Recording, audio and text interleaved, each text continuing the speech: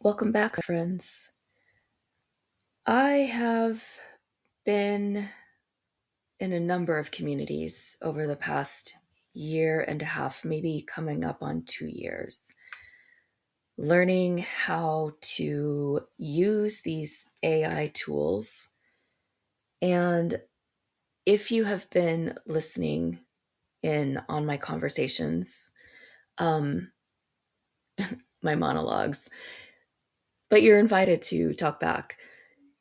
If you've been listening in on this or my other channels, you understand that I've been working with some conflict, a lot of conflict, deep conflict about AI.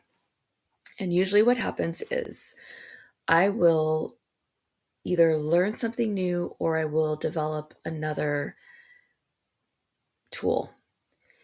And I'll be very excited about it. I will share it and I will see the potential of it. I will also be around a lot of other people because I'm in classes learning with other people and watching what they're creating. And I will be very excited about the possibilities and about what is actually happening because a lot of these people they're launching their tools out into the world and they are solving real problems for real people. And then inevitably a conversation or a rant will come along from someone or a group of someone's about the various ills of AI, the environmental resources, and the creativity drain that some people feel is what AI is. And I go back and forth. I can really be thrown off of the excitement of and the potential of this tool and drawn into the horrors of it, the privacy issues. I mean, we've got a list of things that are real concerns. What I don't see enough of in among the people who are naming these concerns is an understanding of what the technology is and a recognition of what is being created by people who are just regular people who have learned skills in a month or in a couple of days, and are creating solutions to problems. And I've spoken about some of the things that I have created. There are a lot of folks out there on YouTube sharing what they've created. I will save the details of what can be created with this technology for another episode. What I'd like to talk about today is I would like to talk about okay, so the issue of resources is a big issue, and I'm not going to be able to take that on. However, that is what brought me into the conversation today. I was reading a comment, and I've seen this come up a few times. The comment was addressing the comments from people who consider themselves to be very creative. We might say they consider themselves to be conscious people, intentional people who are opposed to AI because of the resource use in such a way that it's a blanket opposition. So you'll notice I'm being very careful with my words. I am still finding my way through what my position is, especially when it comes to the environmental. When it comes to the creativity, I have no problems and no hesitation in saying that in my experience, and as I am watching many of the people who are learning and making a lot of money, more money than I've figured out how to make with it, with these programs and solutions that they've created. So business solutions, finance solutions, creativity solutions. And there's a lot more. This is why I'm not gonna go into the detail of that in this episode. What I would like to continue to encourage people to do is, yes, educate ourselves on how this technology is using resources, because that is real. It is also real that corporations are highly motivated to find more and more efficient ways to build their products, promote their products, sell their products, and maintain their products.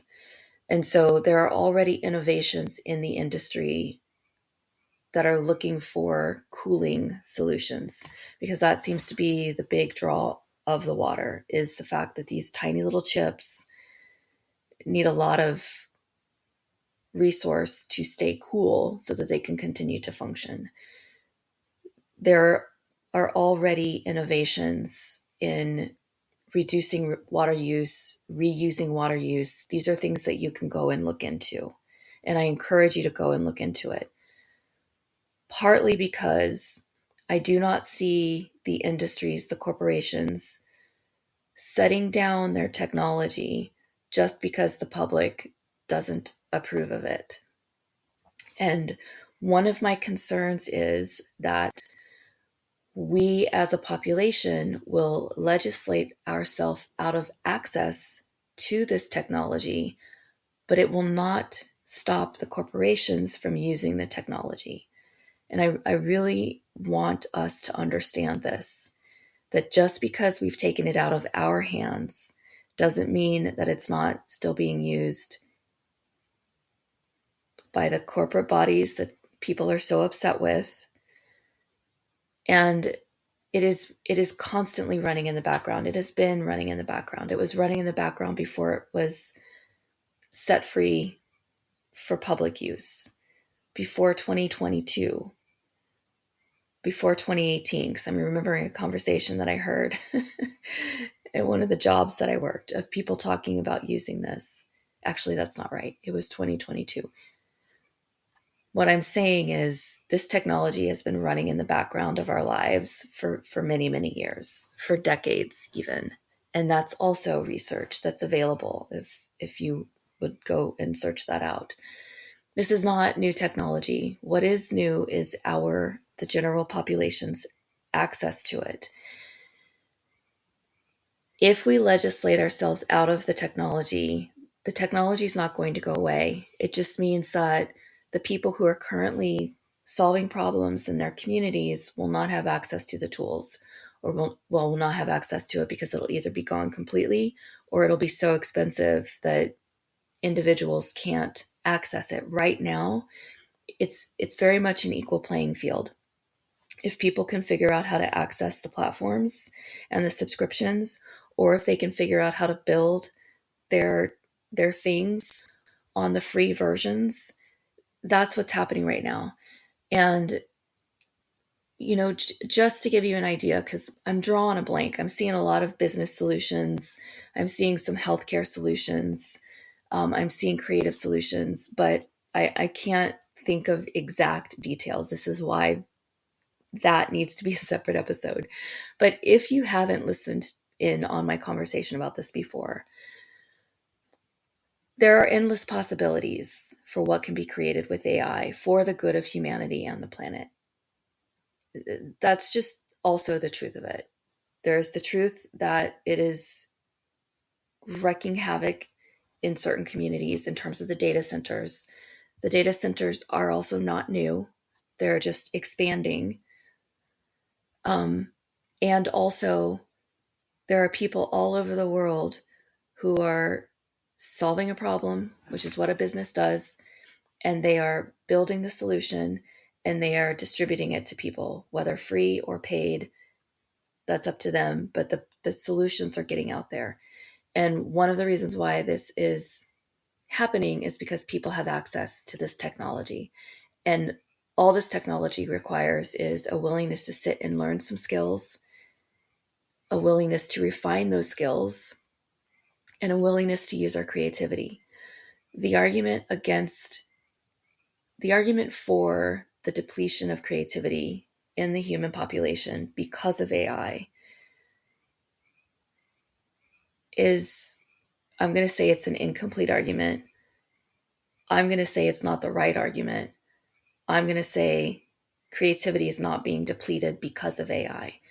What I will say to that is AI is one more technology, one more innovation or invention or creation or tool that allows humans to exercise our natural desire to outsource our agency, our creativity, our health, our intellect, things that take effort.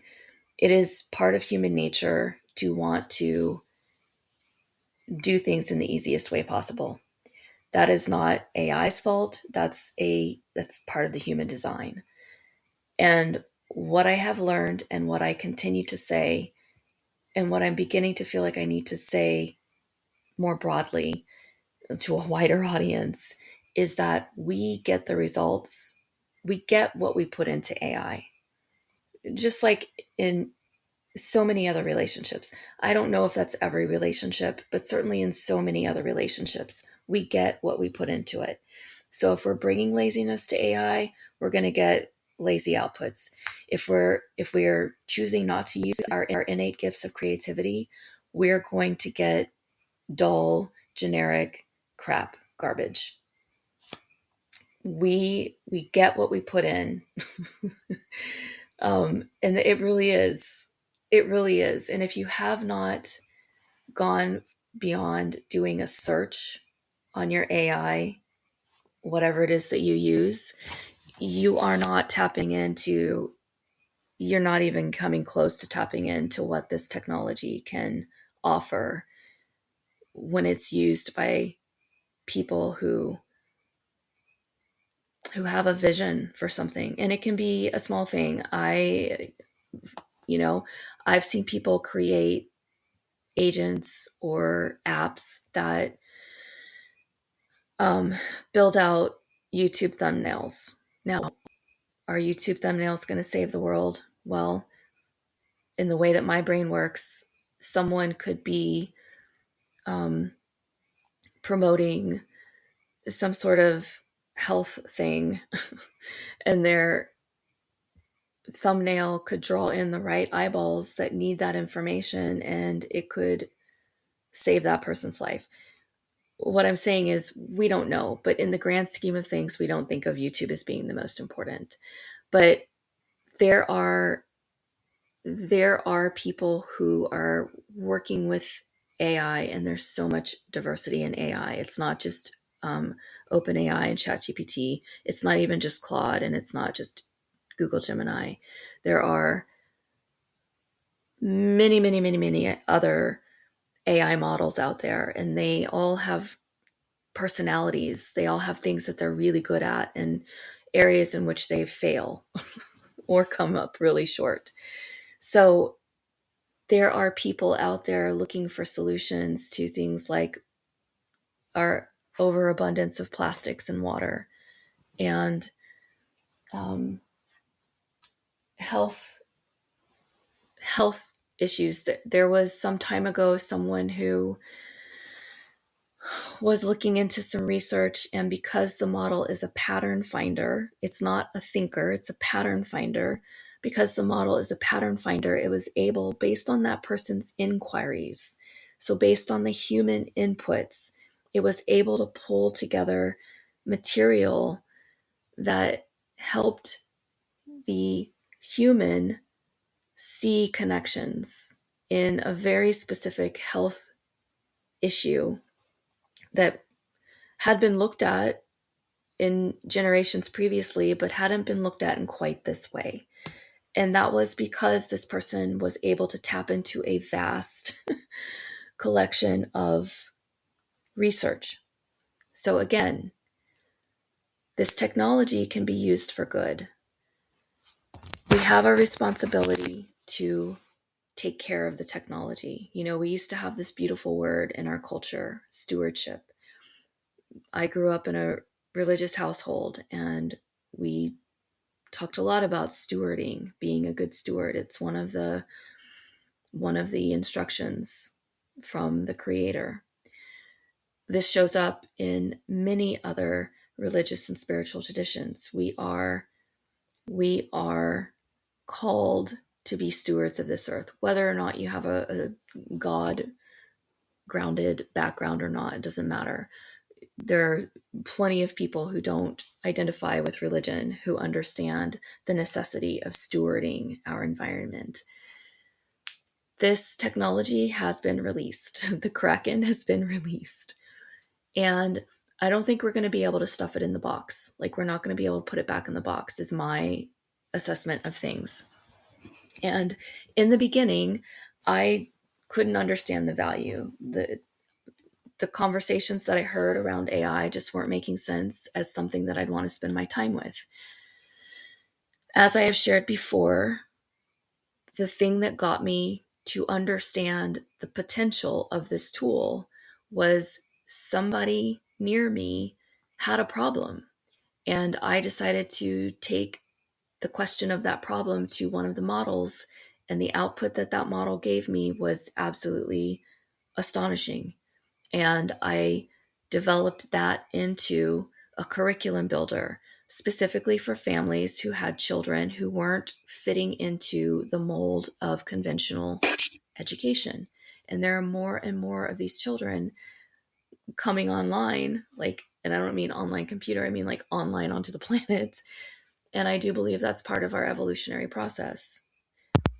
We need tools that can adapt. And artificial intelligence is a collection of not all of humanity's intelligence. And thank goodness we still have oral traditions around the world. And I do not want to see those lost to us.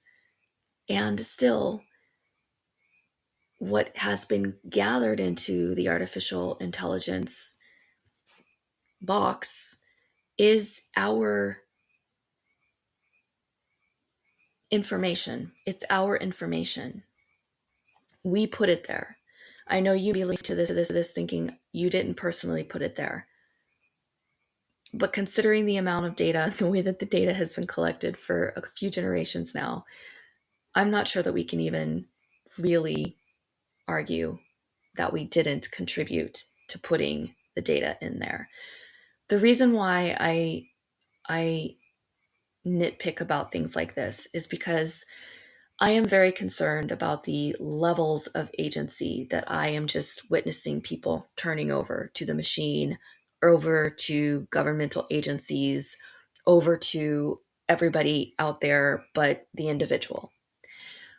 We cannot take on the world as individuals, but the world is not going to change if we do not individually conduct ourselves in the way that we wish the world would conduct itself. And when it comes to this artificial intelligence, I see that same need. We need to conduct ourselves in very particular ways. I have said this before, there will be some of you who are just absolutely not interested. And probably at this point, you're not listening to what I'm saying because I've said this so many times. I've talked about the Trinity. I've talked about how there are people who, like, we may be assigned certain positions as we go along in life. And some of us are here to maintain, some of us are here to break down, some of us are here to create, and some of us are covering the spectrum of that. I believe actually all of us do at different parts in our life. So what I'm asking is that I am asking for more of us to become literate, to become AI literate, to become skillful with this technology. There's no need for each of us to take on all of the different ways that we can work with AI. Right now I'm thinking of music, visual, and written word.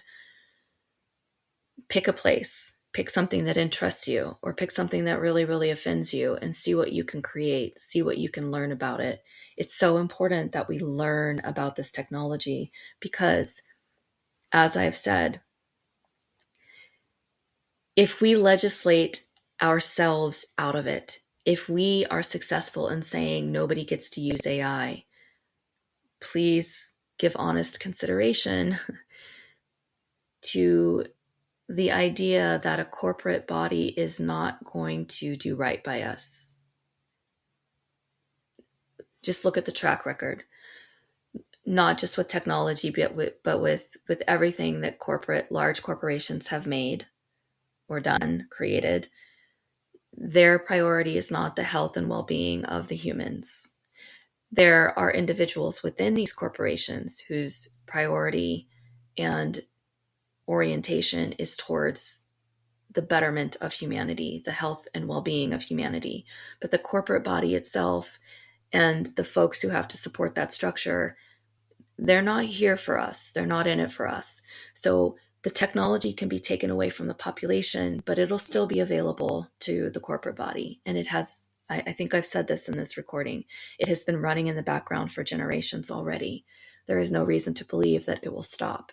So our best option at this point, in my belief, in my opinion, in my experience, is for us to turn towards it and learn how to protect our privacy, learn how to create good things with it, learn how to address the environmental concerns. Keep in mind that this technology is not the first time we've had environmental disruption in response to the technology and innovations that we've created. We've got the automobile industry, we have the cell phone industry, the computer industry. All of these things require resources. Electricity requires resources.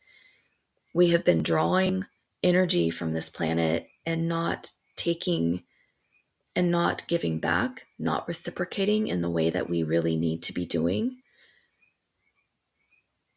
for generations. These things that are happening with AI are not new habits. They're old habits that have been accelerated and amplified.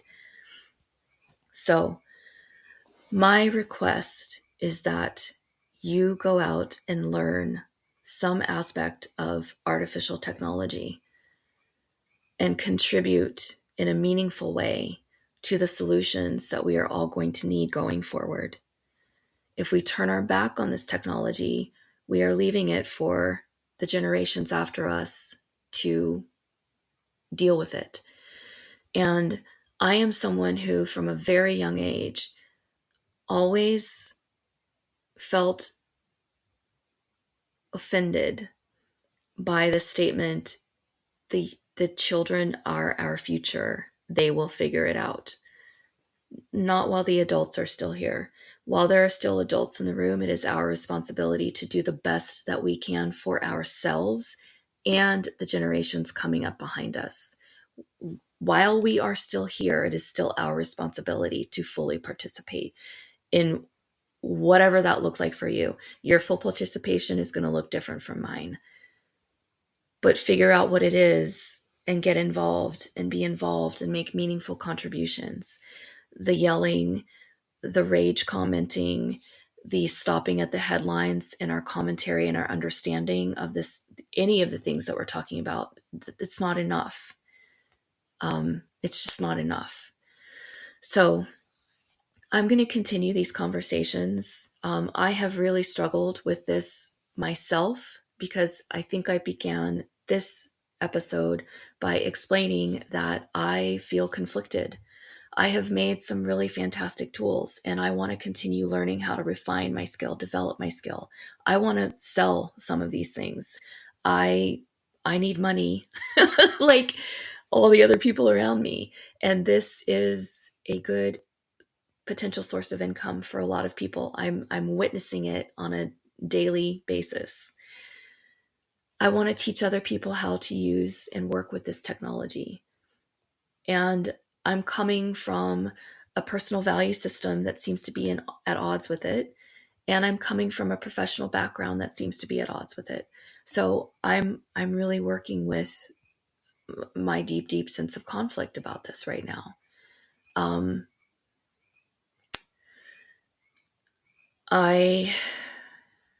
going to continue to have the conversations. That's what I'm going to continue to do.